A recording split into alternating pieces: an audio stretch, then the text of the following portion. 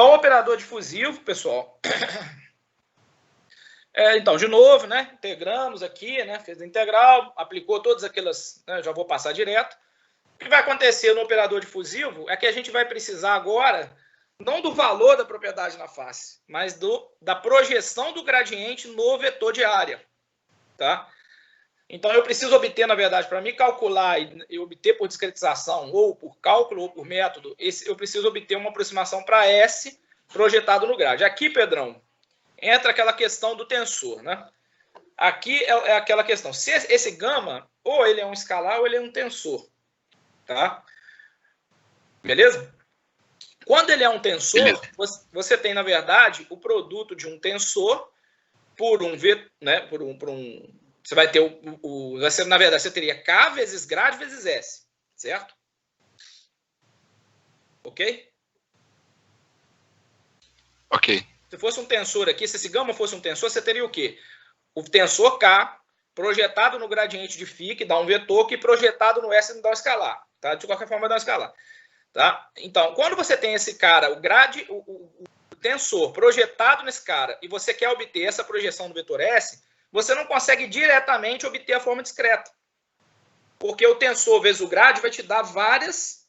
Né? Você tem o componente 1 do tensor vezes o componente 1 do vetor, componente 1, 2 do tensor, componente 2 do vetor, né? E por aí vai. Então, você teria uma soma de termos aqui. Se isso aqui fosse um tensor, você teria, dentro desse somatório em F, teria uma soma de termos. Concorda? Sim, concordo. Por cada componente desse cara. Por cada componente desse gradiente. Uma soma no componente desse gradiente. E você não está discretizando por componente. Você está querendo discretizar diretamente o S vezes o grade.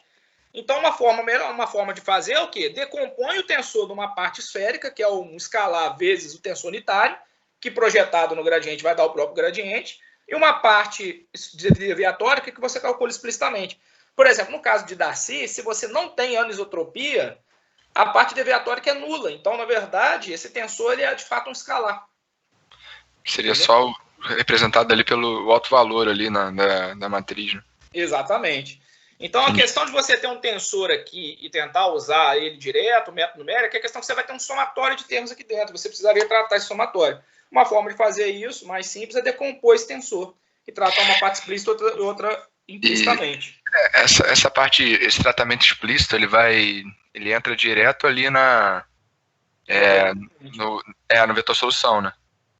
No vetor independente. Vetor independente, certo, exatamente. O Bzinho lá, da X. No Bzinho, isso. Então, beleza. Entra lá. Então, é a questão do tratamento numérico que diz respeito àquilo. Não tem a ver com a postulação da variação. Se você tivesse feito lá, desde lá de cima, já com tensor, você chegaria na mesma coisa aqui, entendeu? Beleza, entendi. E aí, como é que eu calculo S vezes grade? Isso aqui nada mais é também que série de Taylor, né? Já tá, se vocês olharem aí, né? O φN é igual a φP mais o D vezes S vezes grade. Só que como já está projetado no S vezes o S. Se, naturalmente, né, esse cara, o vetor S, né, é paralelo ao vetor D, você consegue obter diretamente essa expressão. Agora, quando esse cara não é paralelo, você precisa de uma correção. Tá? Que é o que o Pedrão levantou lá atrás. Tá? Por quê? Porque senão vai aparecer se você não tivesse esse cara paralelo, né, o ângulo não seria zero, apareceria um termo de correção aqui. Tá? A forma de fazer e deixar o sistema implícito é fazer o que o Pedrão levantou lá na frente. Tá vendo, Pedro? O vetor S, ele é normal à face F. É sempre normal. Mas ele não necessariamente é paralelo ao vetor D. O vetor D não é normal à face F. Quando o vetor D é normal à face F, assim como o S, beleza. Você discretiza esse termo aqui em termos do valor N e P dessa forma. Isso aqui é fácil de chegar nisso aqui, tá? Vocês podem confiar. Tá? Mas quando ele não é normal, não é essa discretização. Você precisa fazer alguma coisa. E uma forma de tratar isso, que o OpenFOAM faz, é decompor o vetor S numa parcela normal, certo? E uma correção de ortogonalidade.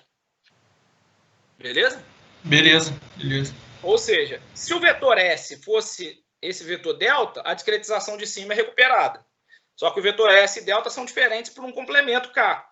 Então, S é igual a delta mais K, a parte em delta vira, só substituir aqui por delta, né? Ficaria delta vezes grade é igual a delta, φN menos φP sobre D. E o que sobrou, K vezes grade, é tratado explicitamente. Beleza? Tratar explicitamente significa que é o método cálculo calculado lá no vetor independente. Alguma dúvida aqui?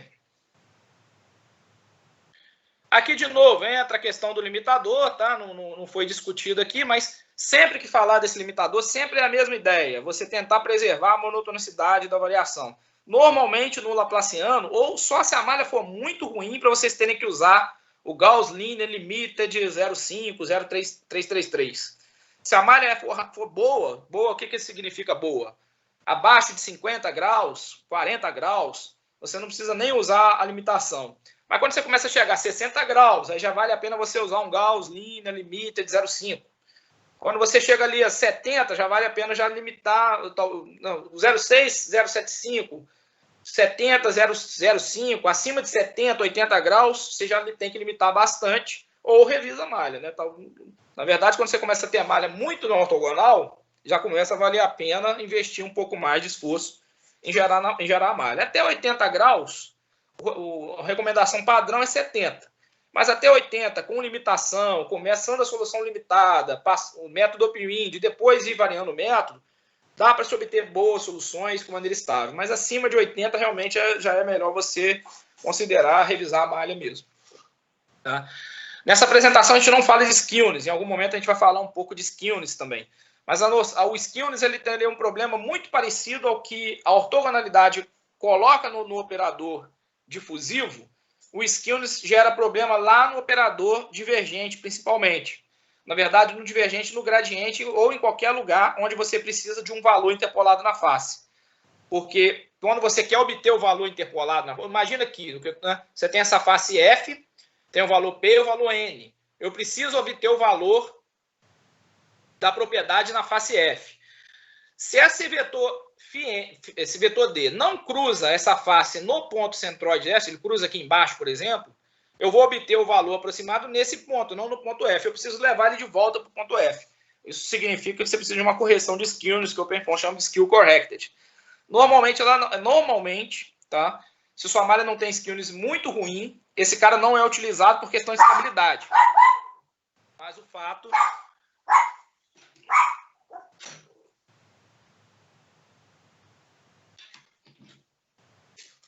fato... é que normalmente ele não é exato para estabilidade, mas o fato é que ele deteriora também a acurácia do método numérico.